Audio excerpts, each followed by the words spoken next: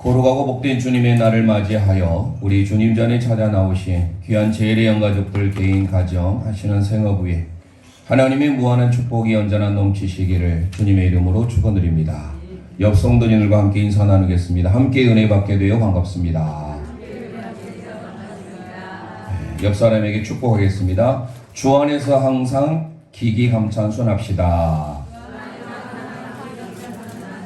아멘. 우리는 항상 기기감찬순해야 됩니다. 기도하며 기뻐하며 감사하며 찬송하며 순종하는 삶을 살아야 합니다. 특별히 2025년 오늘 빌립보서 2장 12절에서 18절까지 이르는 말씀을 붙들고 지금 세 번째 너희 구원을 이루라 라는 말씀을 생각해 보는데요.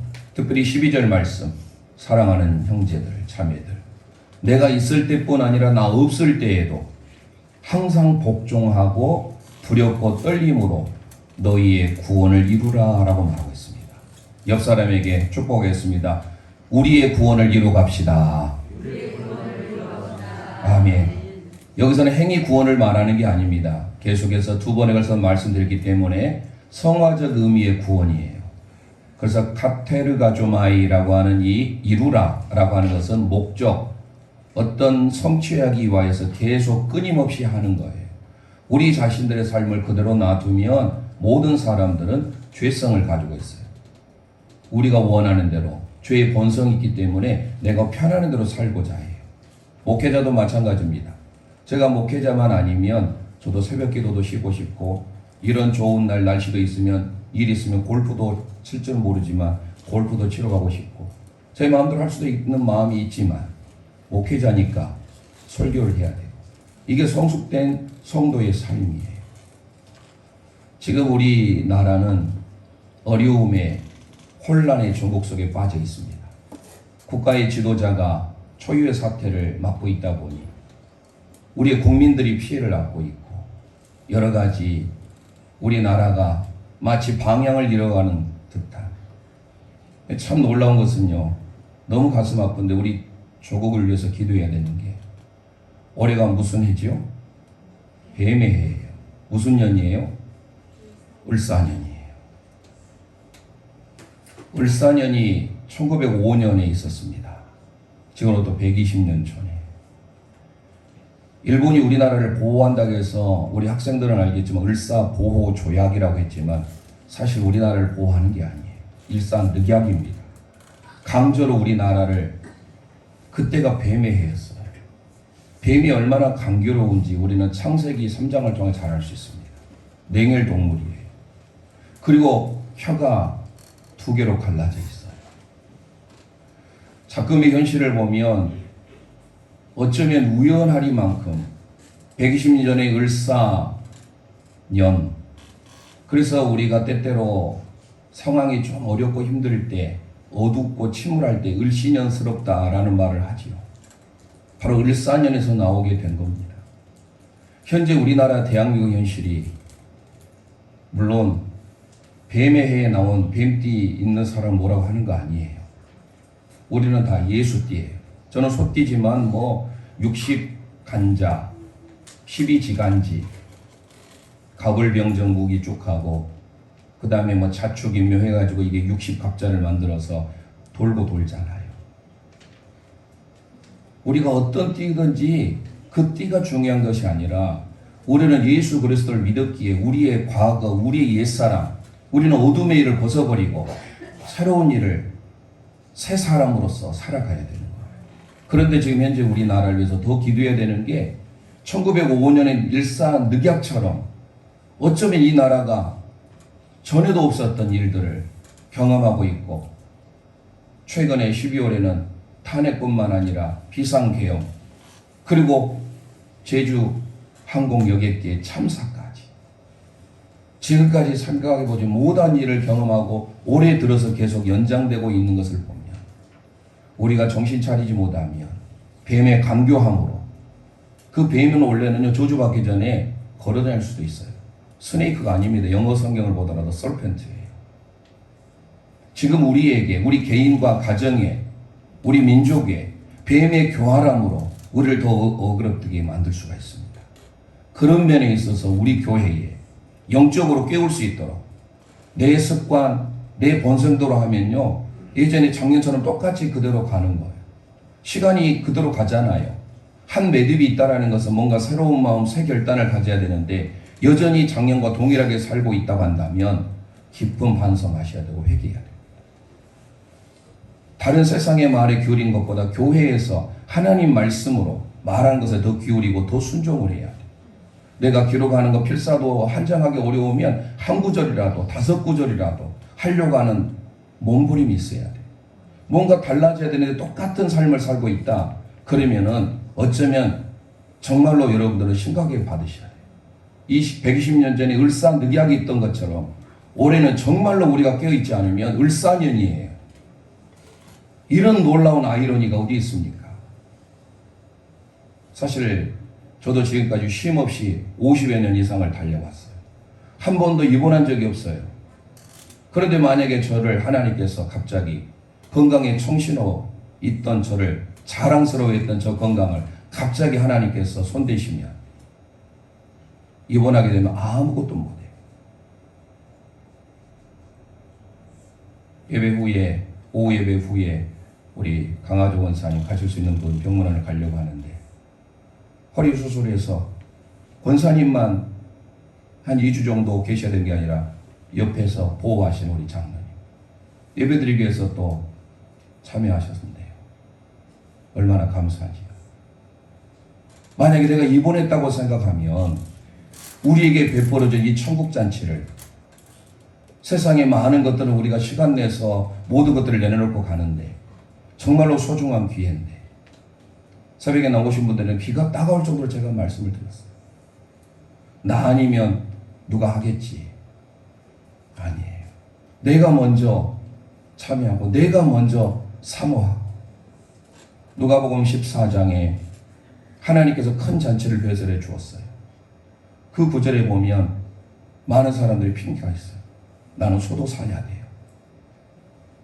장가를 가는 게 아니라 장가를 갔는데 아내를 돌봐야 돼요. 얼마든지 도울 수도 있고 돌볼 수도 있는데 하나의 변명 핑계 불가해요. 그래서 어떻게 합니까? 소외된 영혼들을 다 초청을 해요. 그래서 누가복음 14장 23절에 길과 산을 가로 가서 사람을 강권하에다가 내 집을 채우러 갑니다. 내일부터 오전도 안 해요. 월 저녁, 화 저녁, 수 저녁 3번. 그리고 화요일 새벽, 수요일 새벽, 목요일에서 총 6번. 내가 정말로 하나님의 말씀을 삼하고 내가 입원했다 생각하는 마음으로. 예전에 복음성가 노래가 있어요. 죄송해라는 노래. 그 여러분들 함께 노래로 나와 있는데 함께 찬양해 보겠습니다.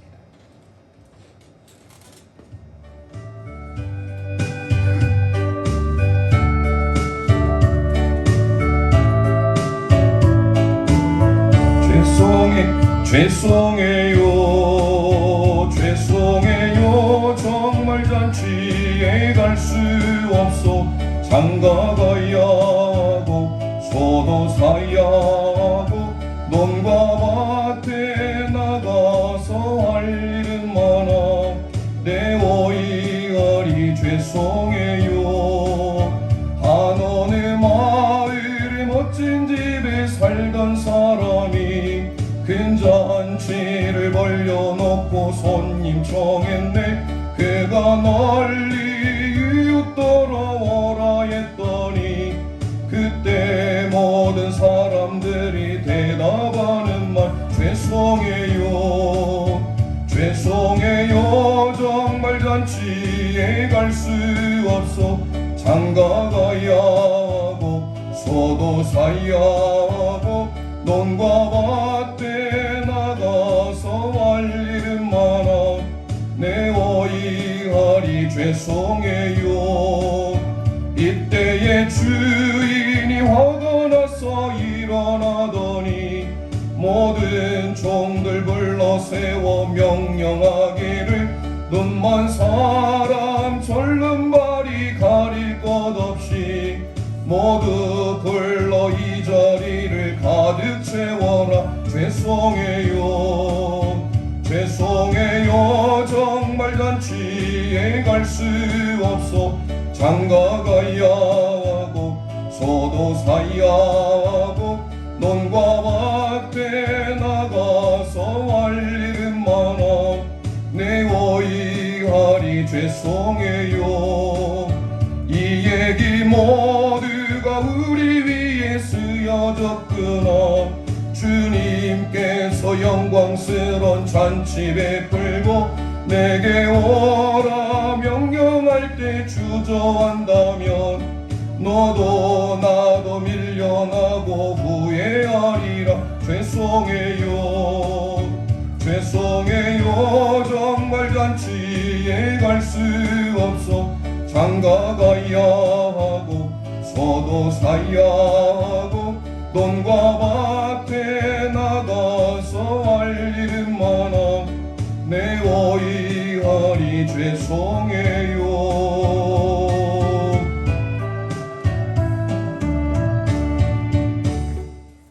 누가복음 14장의 말씀을 근거로 나온 복음성가예요. 아주 오래된 하지만 7080 복음성가입니다. 우리가 죄송해요 라고 하면 끝날까요? 주인 되신 하나님께서 화가 나서 그 모든 사람을 쫓아내고 저런 말이 눈먼 잘 것 없이 소외된 자를 불러서 초대하는 길과 산울가는요 오늘 우리 모든 이방인들에게 열려져 있는 하나님의 구원의 소식을 말합니다. 특히 우리는 올해는 더 기도하셔야 돼요. 뱀의 해기 때문에 그렇습니다.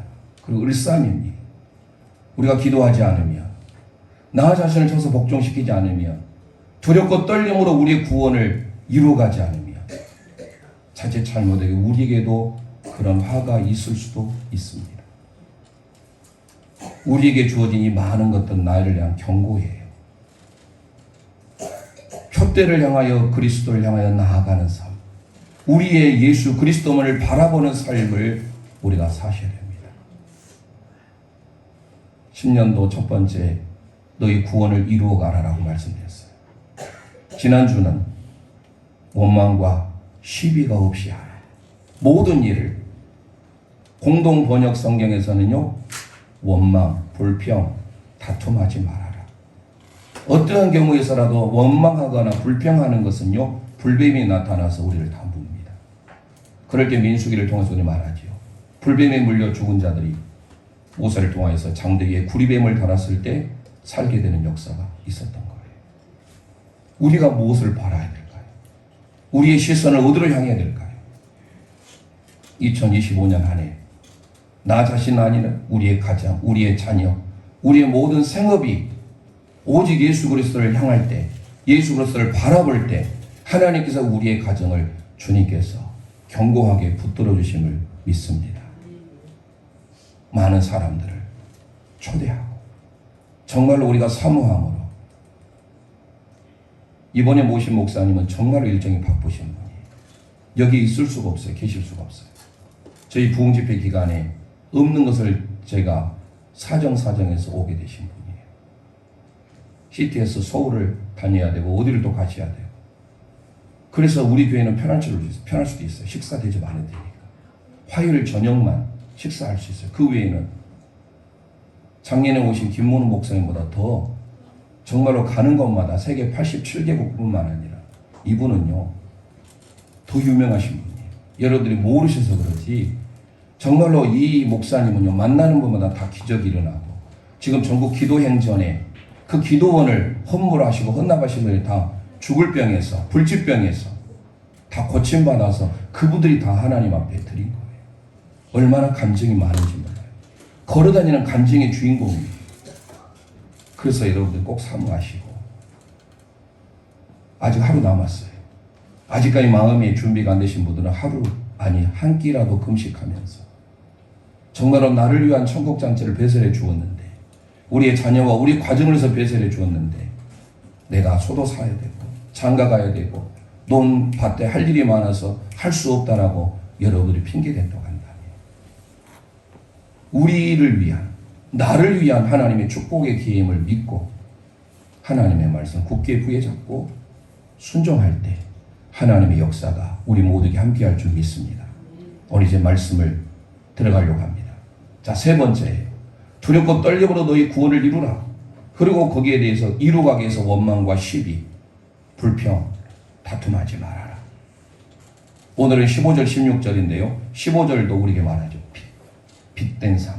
그러면서 16절에 생명의 말씀을 밝혀, 이게 우리에게 얼마나 중요한지 몰라요. 우리는 어둠의 자녀가 아니에요. 이제 빛의 자녀예요. 좀 전에 우리 안수 집사님 기도하셨어요. 이사야 60장 일어나라 빛을 발하라. 이는 내 빛이 이르렀고 여호와의 영광이 내 위에 나타났습니다. 마태복음 5장에도 말씀하잖아요. 우리를 향하여서 예수님이 참빛으로 오셨기 때문에 너희들도 그 빛된 삶을 살아라. 너희는 세상의 빛이다라고 말씀하잖아요. 그 말씀이에요. 오늘 이제 우리는 두렵고 떨림으로 우리 구원을 이루기 위해서 어떻게 해야 됩니까? 부단히 힘써야 돼요. 노력해야 돼요. 구원을 이룬다는 것은 다시 말씀드려요. 성화를 위하여서. 새벽에 나오시는 걸 말씀드렸어요. 내 육체가 하고 싶은 대로 내두면 안 돼요. 좋은 습관을 바꿔야 돼요. 좋은 습관.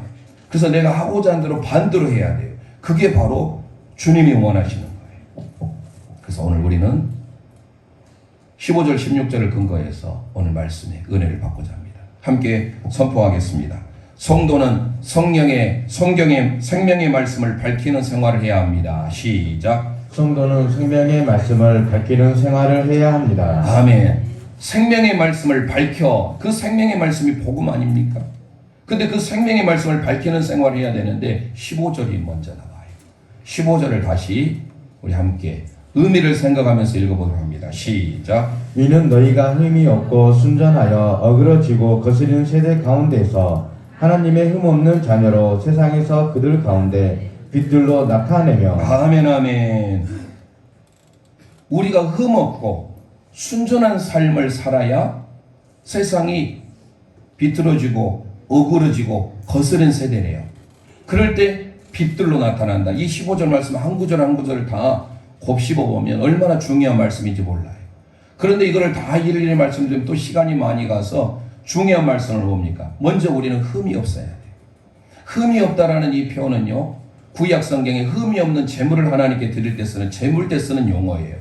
타밈이라는 완전한 흠이 없는, 이 헬라어가 아모모스라는 단어예요. 흠이 없는 삶.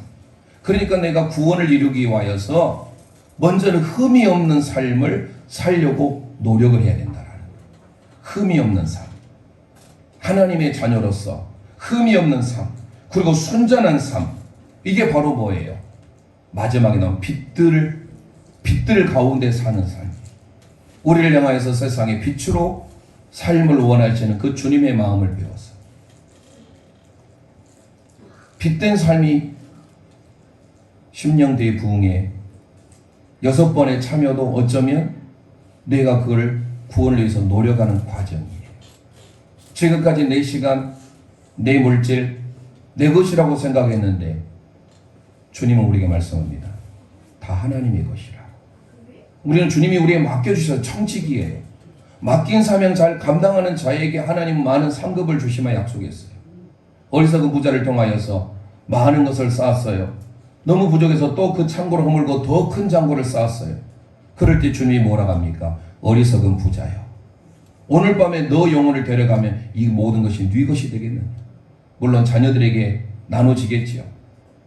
그러나 자녀들에게 특별한 유산, 그런 언급이 없이, 유언이 없이는 그 유산이 남겨졌을 때 자녀들에게 얼마나 다툼이 생깁니까?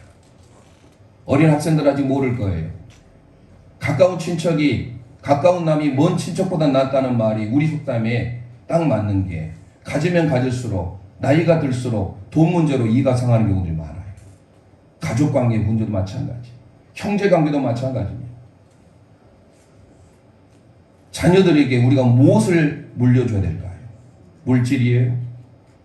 바른 신앙을 물려주지 않으면 아무리 많은 물질도 잘못된 화랑방탕하게 누가복음 15장의 탕자처럼 사용되어 줄 수가 있습니다. 오늘 저와 여러분이 흠이 없고 순전한 삶을 우리에게 원하고 있다는 거예요. 바울 사도가 데살로니가전서 5장 23절에 이런 고백을 합니다. 시작. 평강의 하나님 친히 너희를 온전히 거룩하게 하시고 또 너희의 온영과 혼과 몸이 우리 주 예수 그리스도께서 강림하실 때에 흠없게 보존되기를 원하노라. 아멘 아멘. 우리를 거룩하게 하실 뿐만 아니라 주님이 다시 오실 때 우리의 영과 혼과 몸이 흠없이 보존되기를 원한다. 그 주님이 원하시는 삶. 우리의 자녀들이 세상에 허랑방탕하게 살기를 원하는 부모가 누가 있습니까? 순전하고 흠없는 자녀로 살기를 원하잖아요. 하나님 아버지의 마음이 그렇다라는 거예요. 이 세대가 어떤 세대기에? 바로 어그러진 세대예요. 거스린 세대예요. 이 어그러지다는 원문을 봤더니 몇 가지 의미가 나와요. 제자리를 빗나가 틀어지는 거예요. 제자리가 벗어나는 삶은 어떤 경우든지 봐보세요. 차가 제자리를 벗어나 틀어지면 결국은 큰 사고를 유발합니다.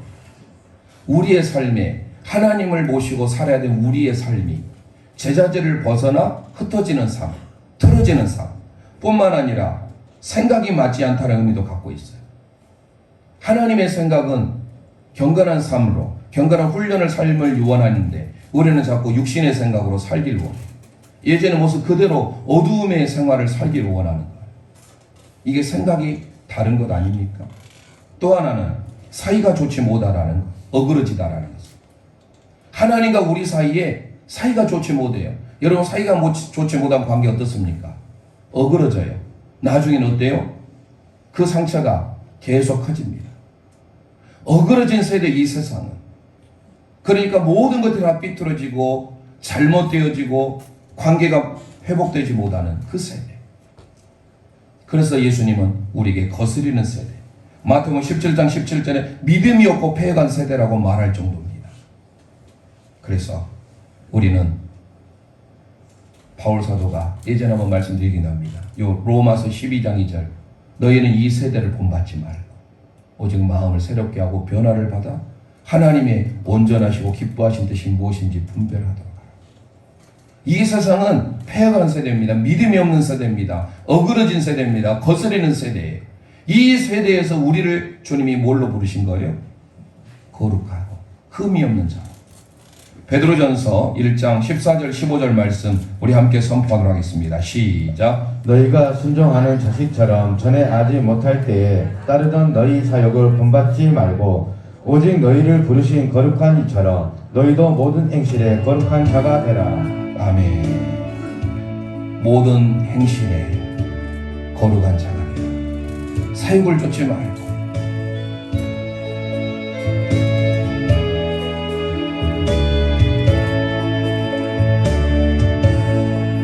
나의 모든 행실을 주여 기억마시고 바른 길로 인도하소서.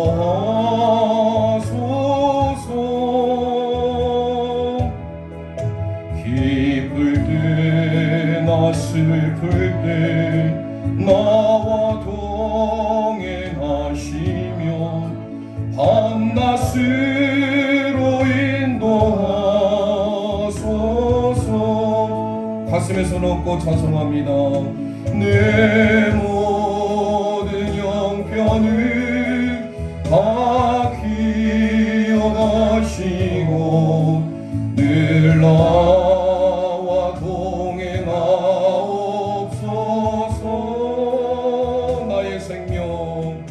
나의 생명 주 앞에 남김없이 드리니 주여 나를 지켜주소서.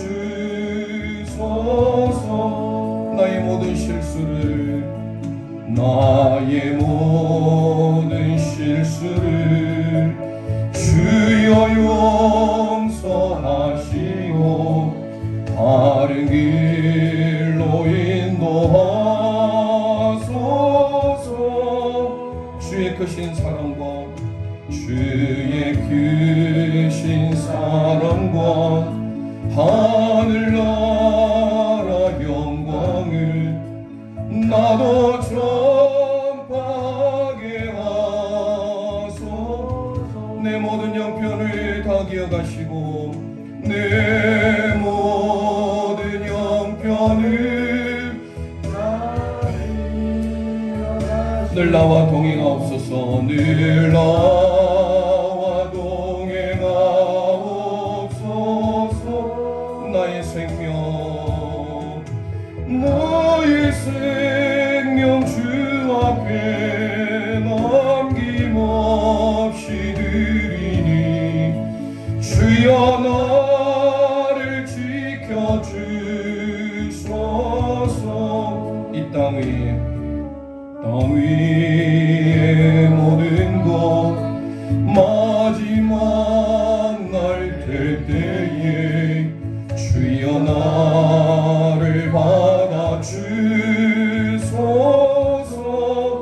주의 얼굴 대할 때 주의 얼굴 대할 때 귀한 상급 주시고 멸류관을 쓰게 하소. 손 들고 찬송합니다. 내 모든 형편을 내 모든 형편을 다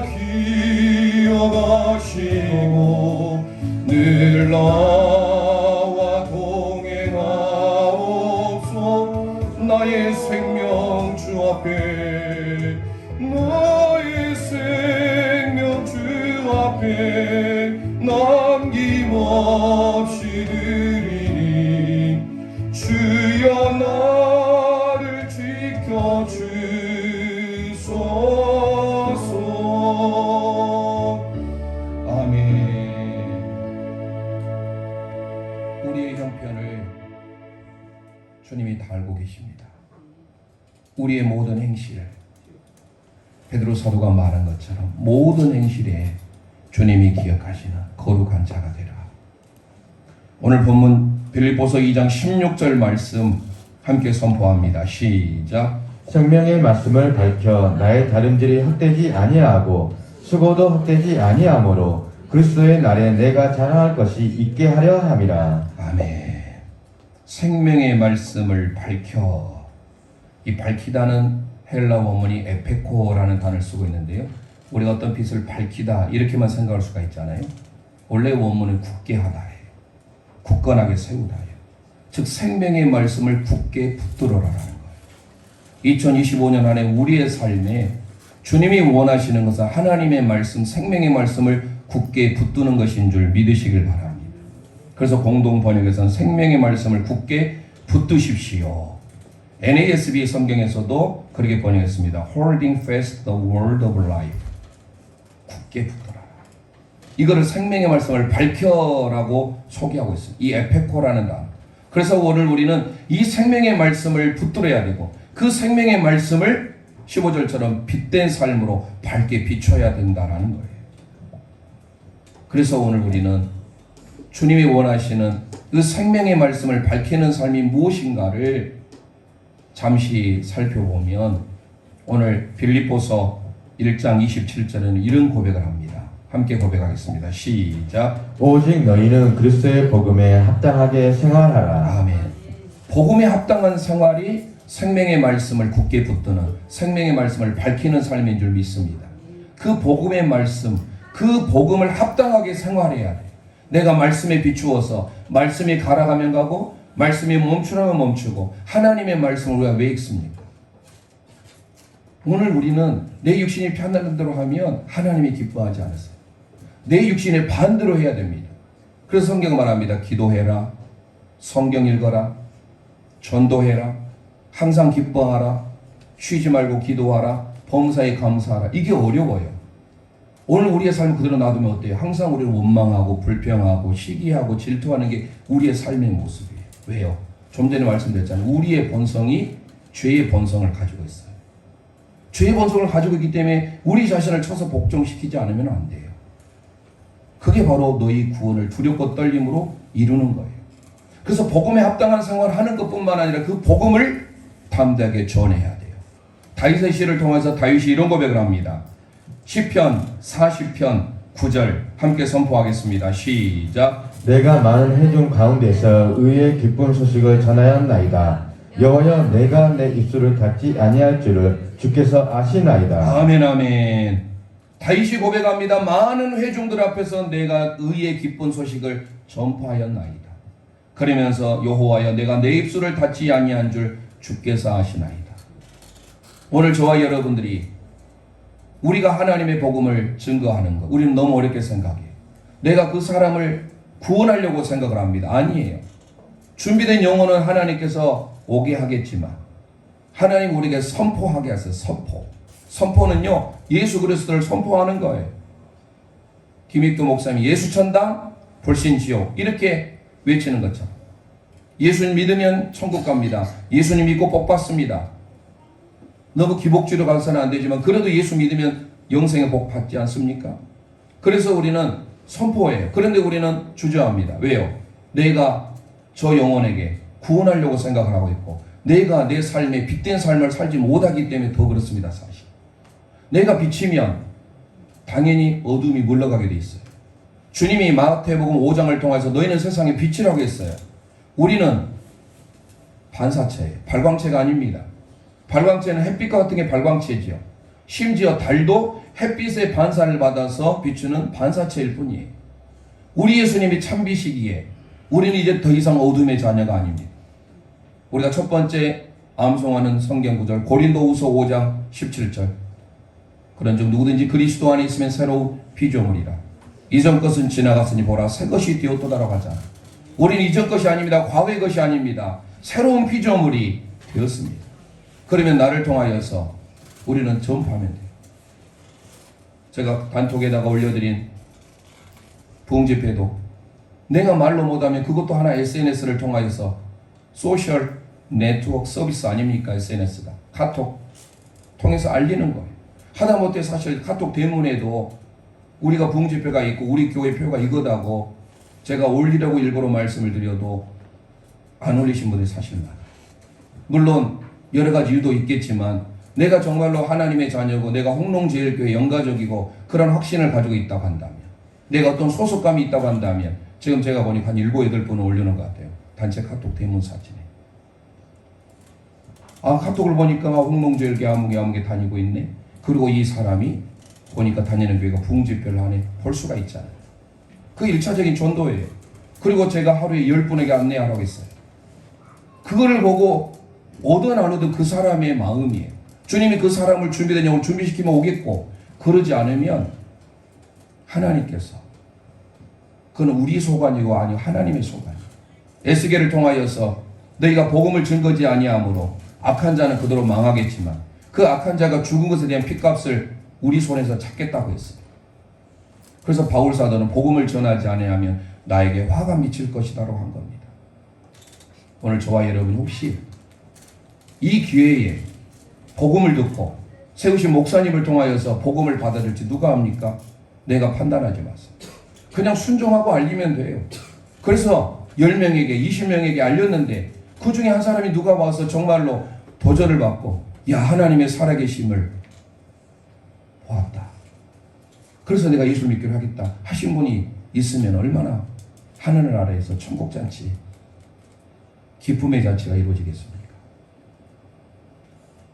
그래서 우리는요 생명의 말씀을 밝히는 삶, 생명의 말씀 먼저 우리가 굳게 붙들어야 되고 그 말씀을 밝혀야 돼요. 그래야만이 어때요?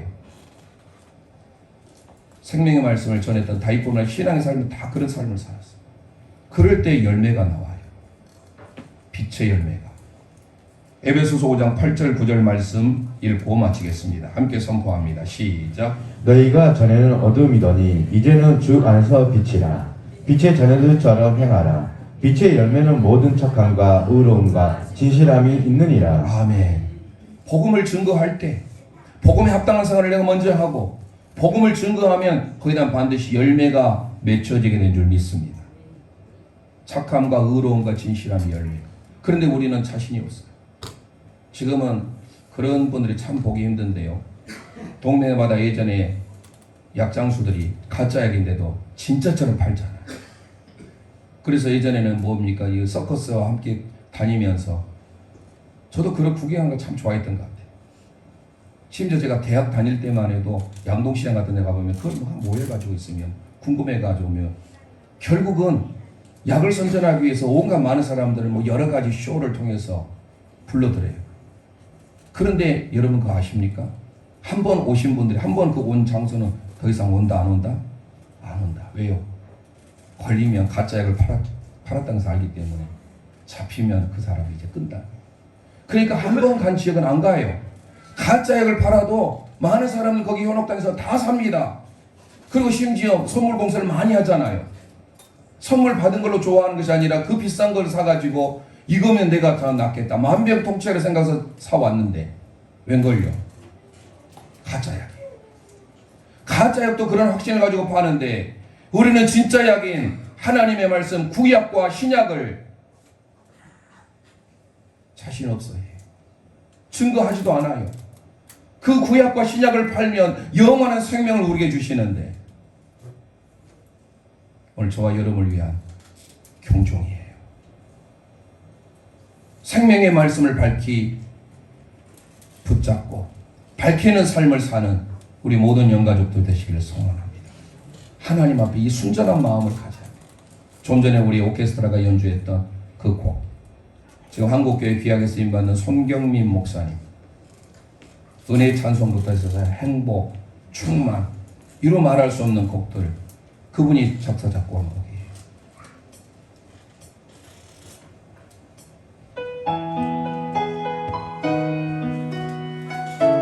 가사를 생각하면서 하나님 앞에 우리의 순전한 마음이 회복될 수 있도록 흠이 없고 순전한 삶, 순전한 믿음은 말보다 행하는 것, 이 세상 속에서 자기를 정결케 하는 것, 순전한 믿음은 기도하며 낙심 않고 끝까지 주를 신뢰하는, 가슴에 손 얹고 찬송합니다. 순전한 믿음 주옵소서. 순전한 믿음은 십자가 복음 믿고 하나님 내 마음에 살아계심을 믿는 것, 순전한 믿음은 주 나를 부르실 때 영원한 천국 있음 믿는 것. 아멘. 순전한 믿음을 가진 자, 세상 풍파가 나와도 두렵지 않으리. 순전한 믿음을 가진 자, 주 하나님의 동역자로 영광스러운 멸류관 쓰리.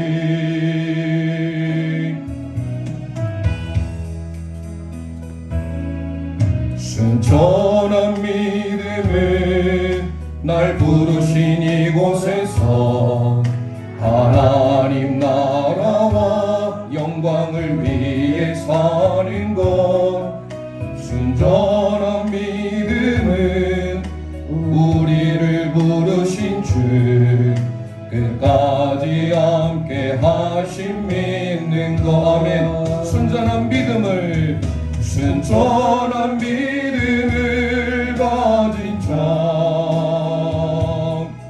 세상 풍파가 나와도 두렵지 않으리. 순전한 믿음을 가진 자, 주 하나님의 동역자로 영광스러운 멸류관 쓰리. 순전한 믿음을, 순전한 믿음을 가진 자, 순전한 믿음을 가진 자, 세상 풍파가 나와도 두렵지 않으리. 아멘. 순전한 믿음을 가진 자, 주 하나님의 동역자로 영광스러운 멸류관 쓰리. 주 하나님의 동역자로 영광스러운 멸류관쓰리. 이 시간 우리 합심하여 기도하길 원합니다.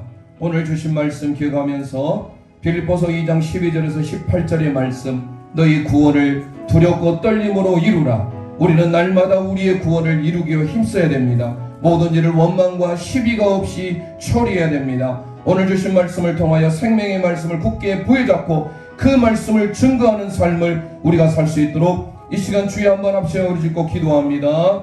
주여